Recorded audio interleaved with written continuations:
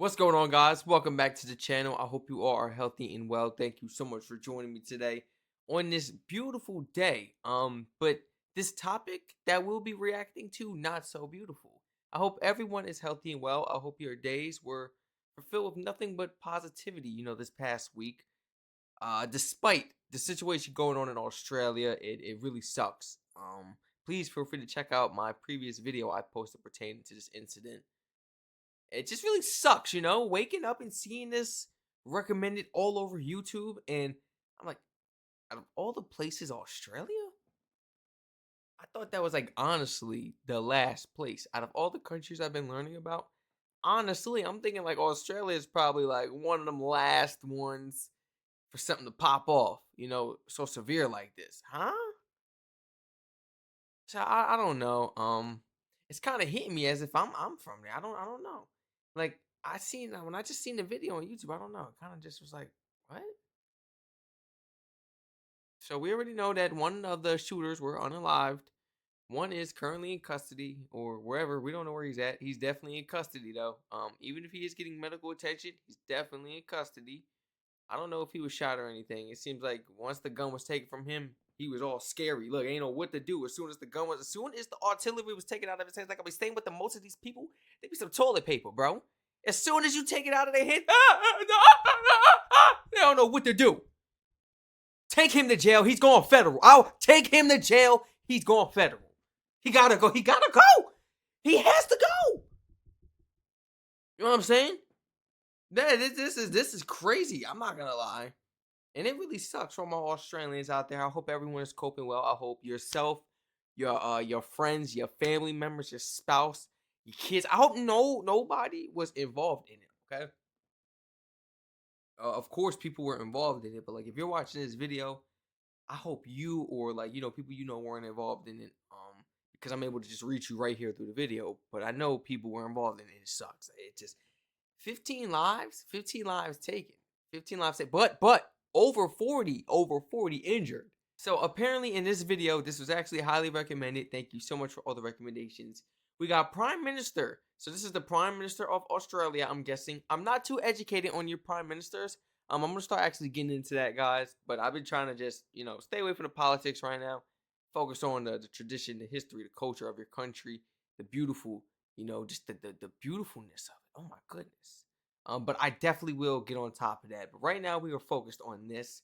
Prime Minister meets the Australian hero, Ahmed Al Ahmed. That's his full name, right, guys? Ahmed Al Ahmed in the hospital. Let's go ahead and jump right into this. Look at this hero. I feel bad. He's casted up 2 shots.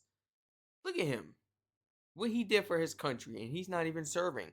But that's a way of serving. If he's not retired, I say, hey, retire him for life. Give him a 4K, give him a nice pension monthly or something. Something. Bless him for life because that's what he truly deserves. It could have went way worse. 15 people lost their life, you know? 15 people lost their life and 40 people were injured. Injured. So I'm guessing like maybe they got hit too, but they just survived or wasn't as bad or they got, grazed or something. But come on. He saved it. He stopped them because it could have kept going on. Luckily, one of the officers was able to get the other shooter down. Very strong. Thank you very Your much. heart is strong. Thank you. Your courage is inspiring. Thank you very much. Well, it was a great honour to meet Ahmed El Ahmed. He is a true Australian hero. He's very humble. He went through his thought processes as he saw the atrocities unfold. He had gone to Bondi with friends and relatives. He was trying to get a cup of coffee. Man, he had his friends and relatives there. Come on. He had friends and family there trying to get a cup of coffee at Bondi Beach. People were there celebrating Hanukkah. People were there for just a regular nice day, just enjoying the beach, the weather with their family, their friends, their spouse. Maybe their self, just some alone time, me time, a day off. Something like this goes down, I could imagine the peace getting disturbed like this. Well, I can't imagine.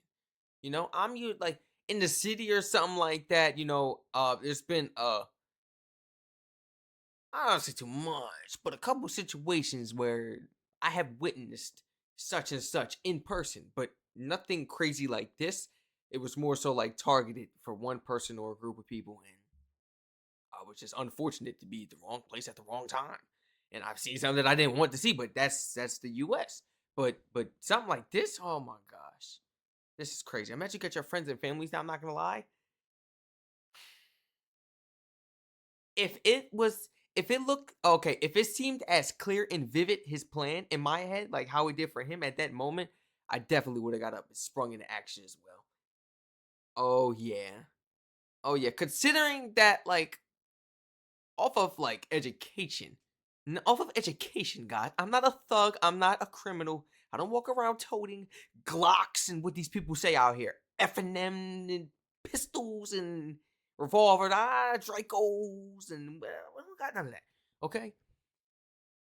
But I am educated on them. Well, I can say I know how to disarm them. Look, I did self-defense. I know how to take the mag out on, pull it away from. I think I'd be fine in that situation, and I would love to actually save the people in the area, including whoever I came with and myself. Yeah, 2 shots, boy. I'm not gonna. I don't. I'm not as buff as him. Like I don't got as much weight as he does to be able to withhold 2 shots like that. I'm keeping 100 with myself. It's different. He's built different. He's a hero. I ain't him. I ain't him. Y'all gotta reward this man with something. Y'all gotta reward him with something, man. Simple as that. He found his relatives. He was trying to get a cup of coffee. Simple as that. He found himself at a moment where people were being shot in front of him. He decided to take action, and his bravery is an inspiration for all Australians. He is a very humble man. Tomorrow he will undergo further surgery. His mother and father are here visiting him from Syria, and I was able to meet them as well. They're very proud parents. He, at a moment where we have seen evil perpetrated, he shines out as an example of the strength of humanity. Yeah. We are a brave country. Ahmed El Ahmed represents the best of our country. We will not allow this country to be divided. That is what the terrorists seek. We will unite, we will embrace each other, and we'll get through this. Wait, so he was a terrorist of his own country, though? Was he a terrorist of his own country?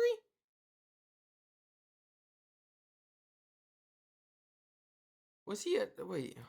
All right, here we go. Here we go.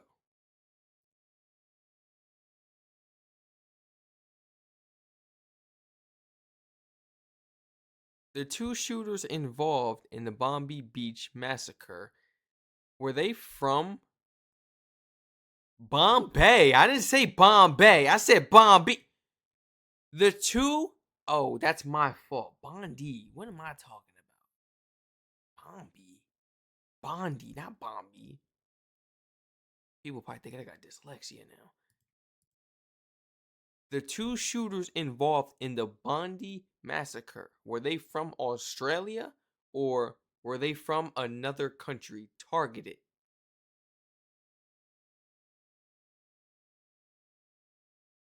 I was going to keep going, but I just stopped right there. 2 individuals involved in the Bondi Beach Massacre had a mix of nationalities.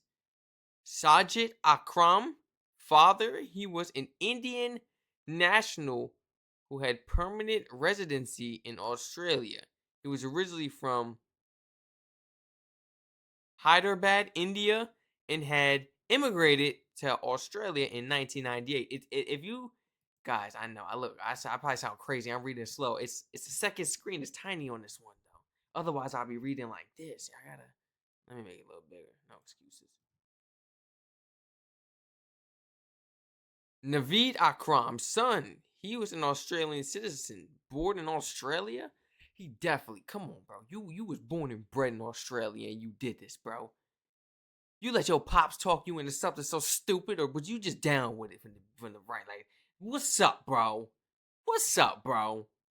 You know what I'm saying, guys? That's crazy, bro. Come on. We got a second video right here.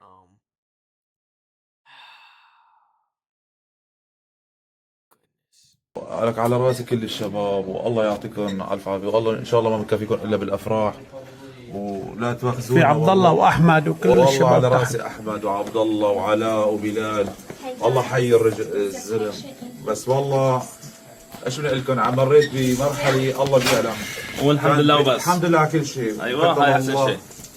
كتر الله سعيكم يا شباب امي مو حكيت معه يا فلذة الكبدي لا دعينا يا ايام حينما الله يطولنا بعمرك وان شاء الله عرضي ان شاء الله وحج غسان الفردوس بيسلم حاج غسان على راسي الله يطولنا بعمرك يا حاج غسان وكتر الله سعيكم دعونا بالشفاء دعونا الله ييسر علينا ويطلعنا من المحنة سلمنا على بشر ويدير باله على حاله وعلى وجد الله يلم عليه العافية.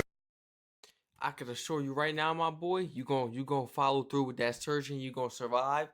The Lord has plans for you, and you got longevity. Matter of fact, you probably just got a couple years added on. I'm not gonna lie. Like, yeah, come on. You definitely got good fortune coming towards your way. You got a lot of blessings coming your way, man. And it's all right. You're gonna be healthy and well. You're gonna get through this surgery, big guy. And you're gonna be out and about back on the streets of Australia, and then you can go back to the beach because we already know you ain't scared of nothing. Go back to the beach and go get that coffee, man. Go spend time with your peoples, man. For real, man. Go get you a nice coffee and just relax. Sucks because now we're gonna have people traumatized to go out in public in Australia, scared to just be out and about because me, I'm thinking like. I'm following the stereotype. All Australians are nice. Down under is different from over here on this side. And this type of stuff don't go down. So now it's like people are going to be turning their heads, like second guessing people. And it's going to be a lot more security, a lot more procedures, a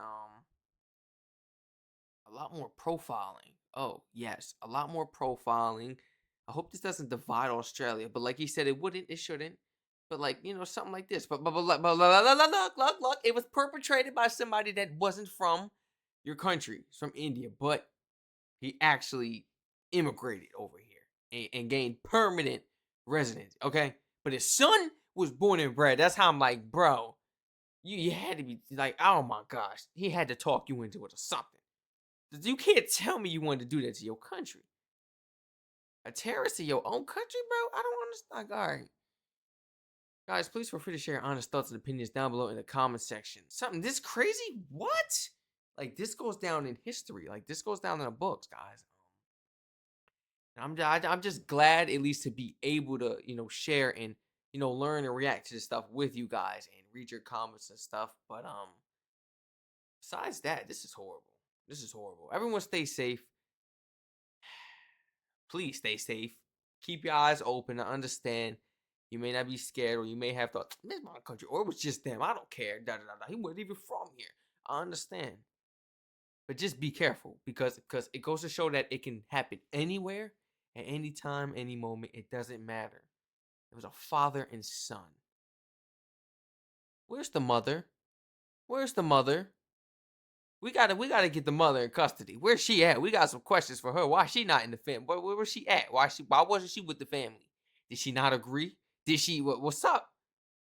Did she flee or like, what's up? Got some questions to answer for real. Everybody stay safe. Keep me posted in the comments like y'all always do, man. And I hope to catch you all in the next one.